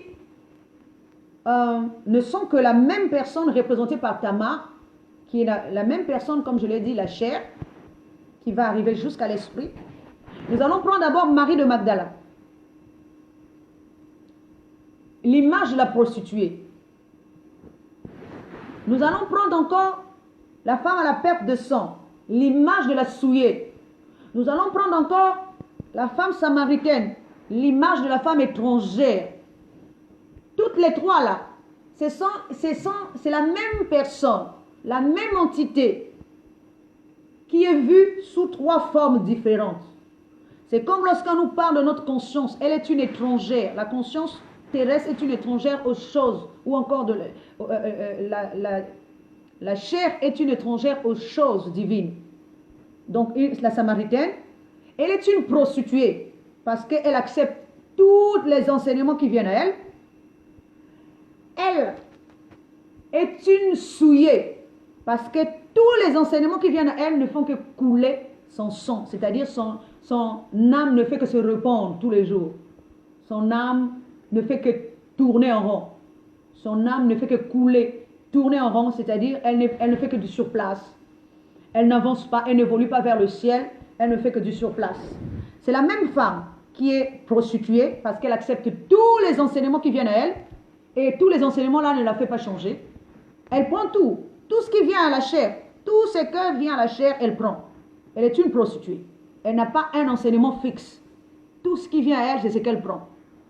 Alors, nous voyons que comment on va parler de Marie de Magdala d'abord dans le cas du changement ou encore du lavement ou encore de l'identité, d'une nouvelle identité. La parole de Dieu nous dit que lorsque Jésus est arrivé dans la maison de Simon, que Simon l'a reçu pour manger, Marie de Magdala s'est pointée avec un parfum de grand prix, l'albâtre. Aujourd'hui, nous ne parlerons pas de l'albâtre. Nous parlerons d'un point précis qui m'intéresse. À un moment donné, Simon va dire, si cet homme était bel et bien un prophète, il aurait su de quelle race est cette femme. Alors Jésus va lui répondre, connaissant ses pensées, lisant dans ses pensées, il va lui répondre, tu vois cette femme, bon, on va sauter la partie où il dit que depuis que je suis venu chez toi, tu m'as rien fait, etc., etc. Mais cette femme, elle est venue, elle a fait, elle m'a embaumé, elle a fait tout le nécessaire pour donner au Seigneur une bonne odeur. Alléluia. Et il va dire encore une chose. Partout où on parlera de cette histoire, on parlera d'elle. Alors, nous voyons ici, à ce stade-là, comment Jésus va changer l'image de la prostituée à l'image de celle qui est porteur ou porteuse de parfum, porteuse de bonne odeur. Donc, elle va changer l'identité de Marie de Magdala, déguisée en prostituée, qui est venue attendre le divin dans un coin. Et le coin où elle sait que c'est ici la maison de l'homme. Parce que depuis que l'homme, la divinité est en nous, hein, depuis que la divinité est dans l'homme, l'homme ne sait pas comment honorer la divinité. Mais c'est la chair.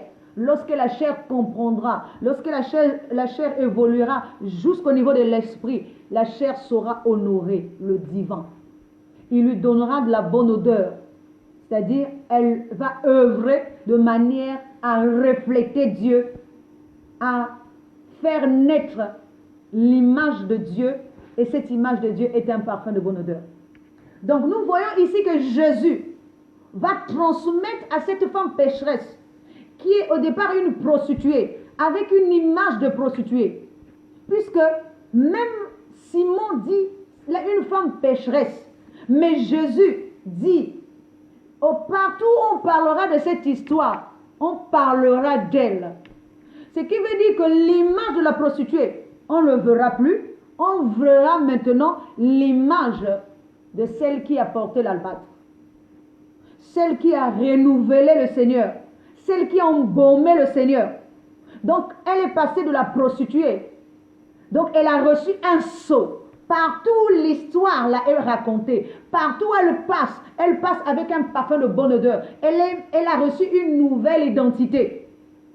Une nouvelle identité. Elle n'est plus la prostituée. Elle est maintenant la porteuse de l'albâtre. Une nouvelle identité. Un sceau. Parce qu'il est dit partout elle ira. Donc elle a un sceau marqué.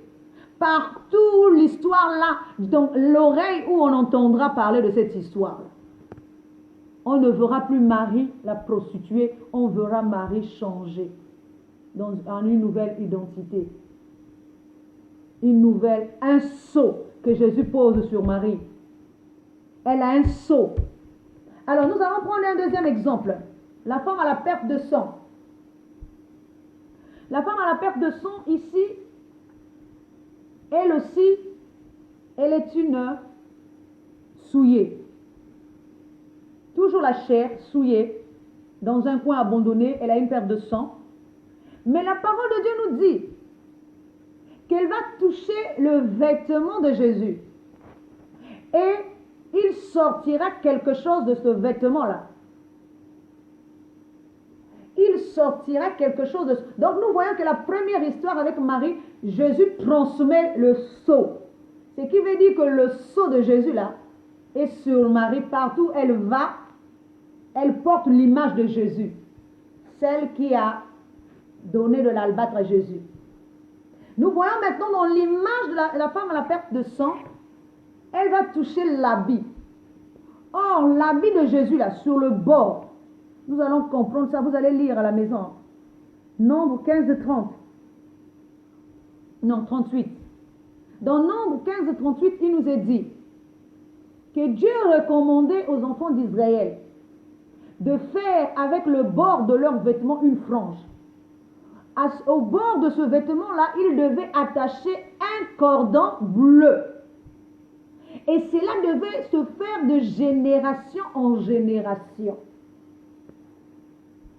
Or, il faut une conscience maligne pour savoir qu'au bord de vêtements de Jésus, là, il y avait un cordon attaché qu'elle doit toucher afin que quelque chose sorte de Jésus pour l'atteindre.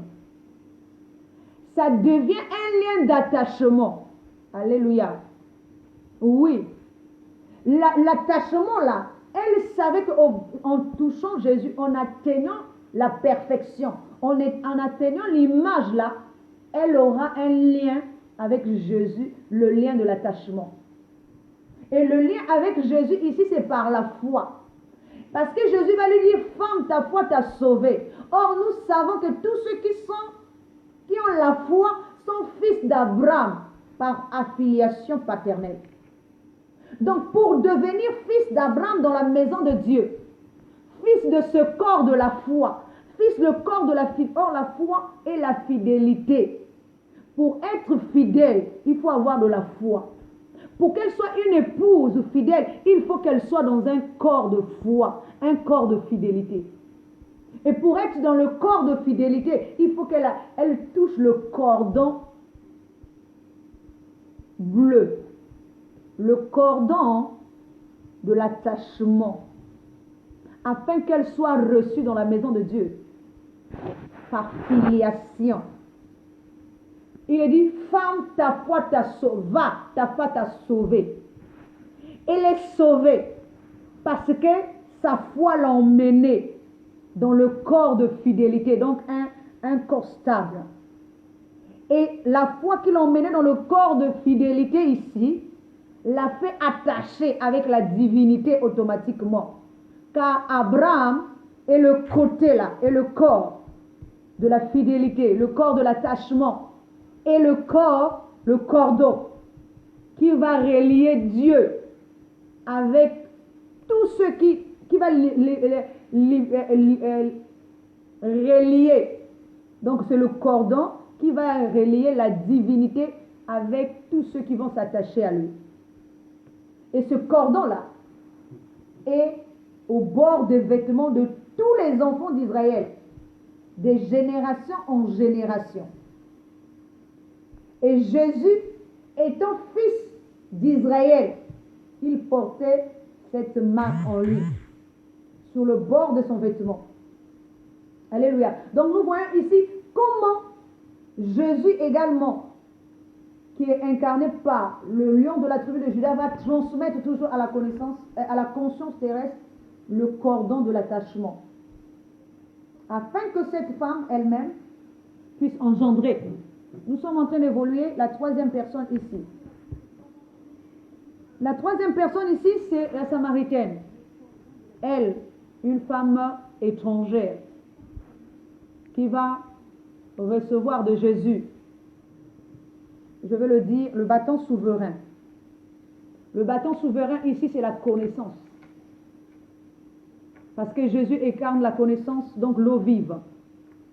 Et ce bâton souverain ici est transmis à cette femme qui va devenir elle-même pour aller engendrer un fils. Cette femme va avoir cette connaissance que Jésus va lui donner. Mais le passage entre sa séparation avec Jésus et le temps qu'elle est partie expliquer aux Samaritains qui, eux, ne connaissaient pas Jésus. Aucun disciple n'avait parlé de Jésus à la Samarie. Jésus lui-même n'est pas parti, mais Jésus va donner mandat à la Samaritaine. Parce que ce n'est pas Jésus qui va partir parler de lui à la Samarie, mais c'est la femme qui a vu Jésus, qui a reçu de Jésus l'enseignement, la connaissance, le bâton souverain, qui ira parler de Jésus à la Samarie. La Samarie ici, c'est le corps de cette femme. Quand la conscience reçoit, la conscience emmène au corps. Quand la conscience reçoit, la conscience peut propager la bonne nouvelle au corps. C'est-à-dire le corps va maintenant afficher ou encore refléter l'image qu'elle a reçue. Qu'il a reçue. Or, le corps ici, c'est ce que Jésus veut manger. La parole de Dieu nous dit que lorsque les disciples sont arrivés, ils étaient déjà étonnés de voir que Jésus parlait avec une femme. Ce qui est quand même marrant, puisque nous savons que Jésus parlait avec Marie de Magdala, Jésus parlait avec sa mère et autres. Mais comment eux, ils sont encore surpris de voir que Jésus parle avec une femme? Ils sont surpris de voir que Jésus est en train de parler avec une femme étrangère. Une femme étrangère. Or, cette même femme étrangère, c'est la conscience de l'homme qui est déguisé en une étrangère pour qu'elle se fasse remarquer. Parce que c'est au puits de Jacob.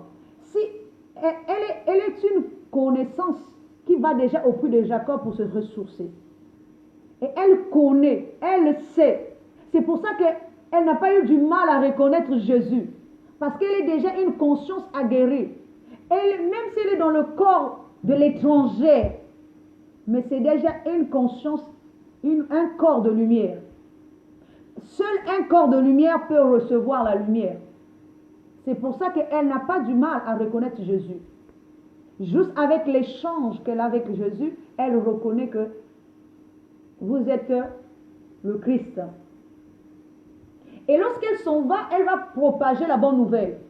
En allant propager la bonne nouvelle, c'est la connaissance qu'elle a reçue là. Ça veut dire que c'est maintenant son temps de régner. Le temps de régner. Or, on ne règne, le corps ne règne que le temps qu'il doit former un homme. C'est comme l'épouse règne. Il faut qu'on lui donne le bâton souverain. Parce que si l'épouse ne règne pas au moment où il doit former un autre homme sortira de l'épouse. Mais il faut que ce soit le temps de l'épouse de régner. Il faut qu'on lui transmette le sceau, qu'on lui transmette le cordon et qu'on lui transmette le bâton souverain. Pour qu'elle règne, le temps de la formation de l'enfant là, le temps qu'elle est en train de former l'enfant prend 9 mois ou 7 mois dans le ventre de la maman, même dans le sens physique. Le temps qu'elle forme là, le temps de former l'enfant à l'intérieur, il faut que l'enfant là sorte. C'est le règne de l'épouse. L'épouse qui a reçu la sémence doit maintenant faire de cette sémence un enfant. Il faut que ce temps-là, c'est comme lorsque dans le sens physique, nous prenons l'homme qui a la sémence, qui pose sa sémence dans la femme physique. Il faut aussi que la femme physique puisse former l'homme là, dans tous ses membres. Il faut qu'il lui donne la ressemblance du Père, qu'il lui donne le comportement du Père, qu'il lui donne, alléluia, qu'il lui donne tout, il lui forme à l'image et à la ressemblance. Et aussi, il faut que le corps qu'il lui donne soit un corps solide, c'est-à-dire l'éternité.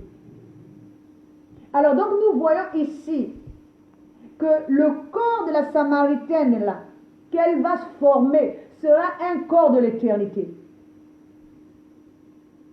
Un corps de l'éternité, c'est la même femme qui s'est déguisée dans 3 dimensions différentes.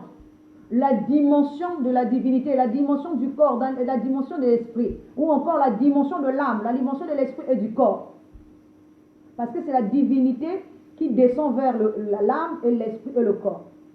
Donc, dans ces 3 dimensions-là, la femme est restée au bon endroit, au bon moment, pour pouvoir récupérer. Et la femme-là, c'est la même personne qui est représentée par Tamar. Lorsque la femme règne, pendant le temps qu'elle forme l'enfant, elle est en train de régner. Si elle règne, c'est qu'elle a le bâton souverain. C'est qu'elle a la connaissance et elle doit former l'enfant avec la connaissance là. Et l'enfant qu'elle va former, qu'elle va enfanter, c'est le peuple là, c'est le peuple de la Samarie qui font partie de son corps. Ce peuple là va se déplacer maintenant pour aller vers Jésus. Or, avant cela, les disciples sont venus, ils ont dit à Jésus de manger. Jésus va leur répondre, la nourriture que je dois manger, vous ne la connaissez pas. C'est quelle nourriture devait-il manger? Plus loin, il va parler de l'œuvre de son Père. Or, l'œuvre de son Père ici, c'est de former un homme à l'image de Dieu et à la ressemblance de Dieu. Mais celle qui va aider Jésus à former cet homme-là, c'est la Samaritaine. Et la Samaritaine, Jésus restera à un endroit. La Samaritaine ira faire le boulot pour lui. La Samaritaine a reçu l'enseignement, a reçu la sémence. Et c'est la Samaritaine qui forme l'enfant qui est incarné par le peuple. Parce que le corps, c'est tout un peuple. C'est toute une nation. C'est l'œuvre bâtie. Mais l'œuvre là n'est pas faite par Jésus. Et c'est pour ça qu'il a même dit que ce n'est pas Jésus qui baptise lui-même, mais c'est les disciples. Alors ce n'est pas l'époux qui forme l'épouse et l'enfant, mais c'est l'épouse qui forme l'enfant.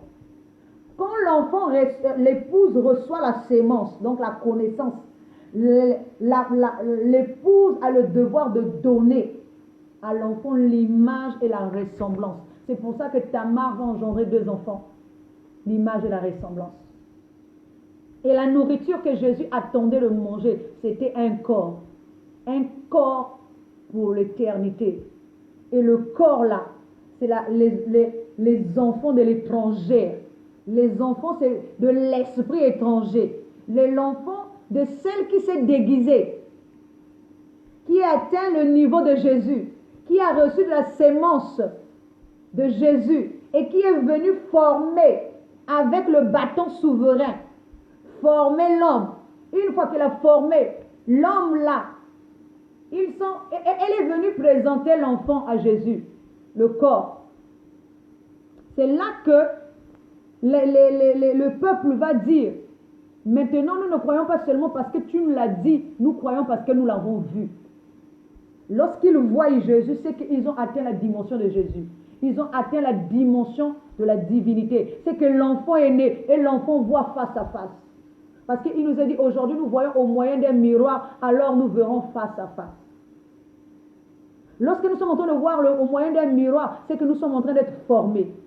Nous sommes en train d'être préparés pour que nous puissions voir Dieu face à face. Celui qui verra Dieu face à face, c'est le corps. Et le corps qui verra Dieu face à face, ce n'est plus le corps qui s'est déguisé. Maintenant, c'est le corps de l'éternité. Le corps qui a été formé par l'épouse.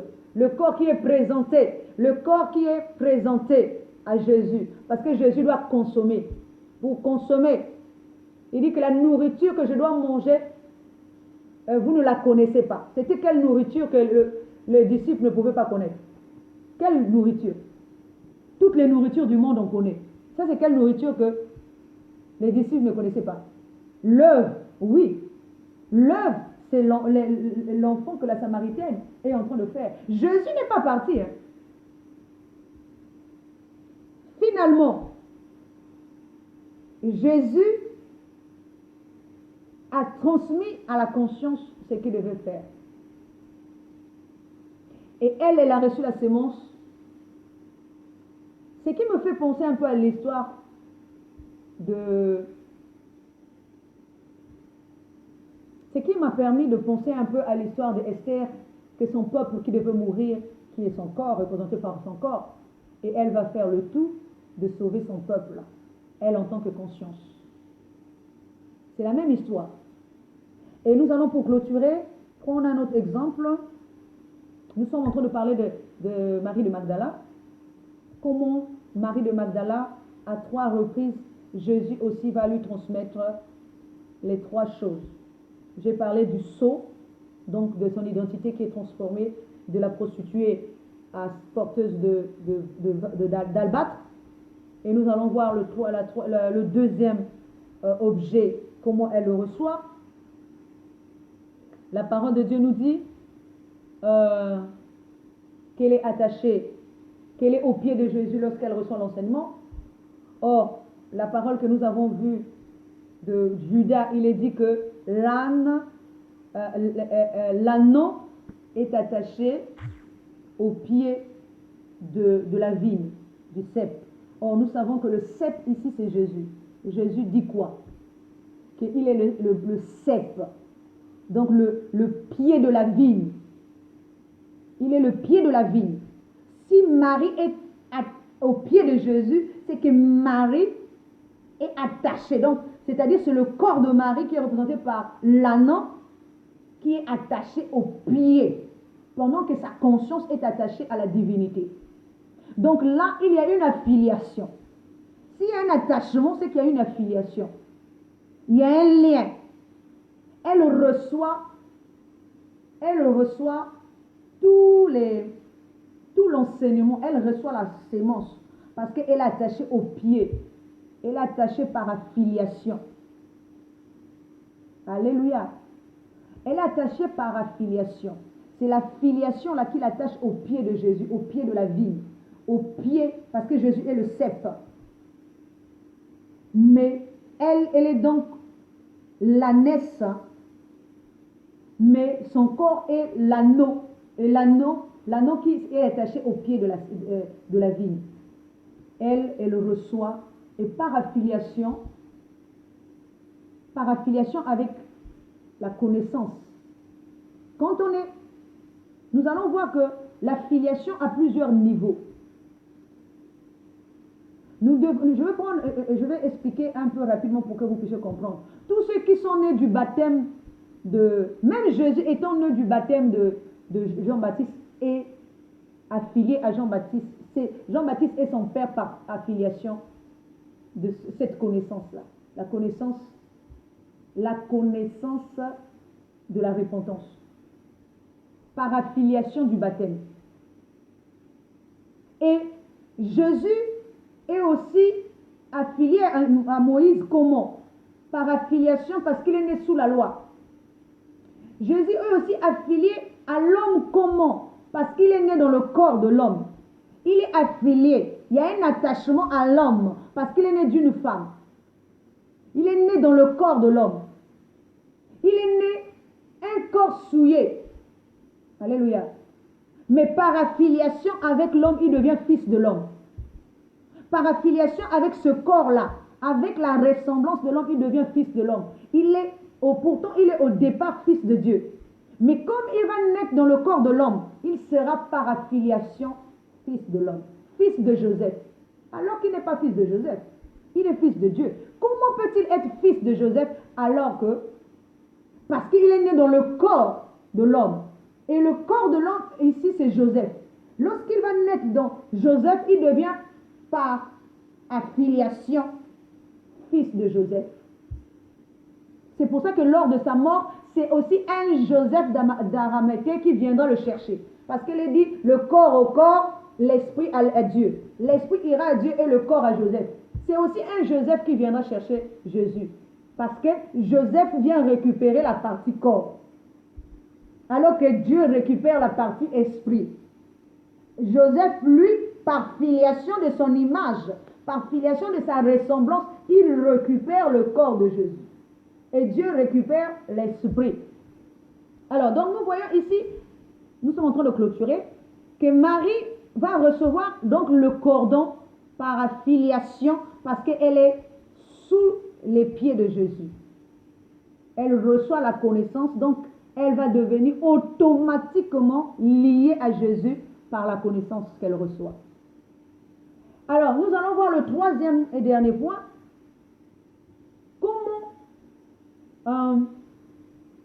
Marie va aussi recevoir le bâton souverain. Parce que lorsque Jésus va ressusciter d'entre les morts, Marie recevra de Jésus le ministère de la résurrection. Or, ce ministère de la résurrection, c'est pour former l'homme à l'image et la ressemblance de Jésus, ressuscité d'entre les morts. Donc, à partir du moment où Jésus lui donne mandat d'aller annoncer cette nouvelle, Jésus lui donne aussi le bâton souverain avec. C'est-à-dire l'enseignement là, qui accompagne l'enseignement de la résurrection. Le ministère de la résurrection est un bâton souverain. Parce que ce bâton-là, c'est pour former l'homme. Jusqu'aujourd'hui, c'est ce bâton qui règne. Le bâton qui est en train de former l'homme afin que l'homme ressuscite donc les morts. Que l'homme soit fait à l'image de Dieu et à la ressemblance de Dieu. Nous voyons que c'est grâce au déguisement de l'esprit de cette femme-là, qui est représentée de Tamar, qui est de la chair représentée par Tamar, représentée par Marie de Magdala, par toutes ces femmes que j'ai citées, que nous progressons vers notre divinité. S'il n'y a pas eu de déguisement dans le bon sens, comme dans le mauvais sens, parce que le mauvais sens c'est pour tuer la partie mal, et le bon sens c'est pour relever maintenant l'homme vers le haut. Donc Marie de Magdala ici reçoit le sceau, le bâton souverain, pour pouvoir paître les brebis, pour pouvoir annoncer la résurrection de Jésus, un nouveau message que les autres n'avaient pas. C'est elle qui devient l'épouse pour enfanter, pour former un nouveau homme, à l'image de la résurrection, à l'image de l'ascension. Et elle, pendant ce temps, Jésus n'est pas là. Sinon, Jésus allait dire à quelqu'un d'aller le faire. Quelqu'un d'autre allait le faire. Il a dit à Marie de Magdala d'aller annoncer cette nouvelle. Marie de Magdala est partie annoncer. C'est qu'elle a posé un fondement. Pendant le parcours là, avant d'arriver à annoncer, elle était en train de former. L'annonce devient l'accouchement. Alléluia. Elle forme. Elle a plein pouvoir. On lui donne tous les droits. Pendant ce temps-là, elle règne à la place de l'époux parce qu'elle doit former l'homme selon l'image et la ressemblance de l'époux. Que la parole de Dieu trouve place en nous. Soyez bénis chez vous au nom de notre Seigneur Jésus. Nous allons prier pour clôturer. Gloire et honneur à toi. Merci pour cette parole. Continue à nous édifier, Seigneur, pour que nous puissions nous étendre, pour que nous puissions prendre notre ascension. Gloire et honneur à toi pour tout. Dans le nom de Jésus, j'ai ainsi béni. Amen.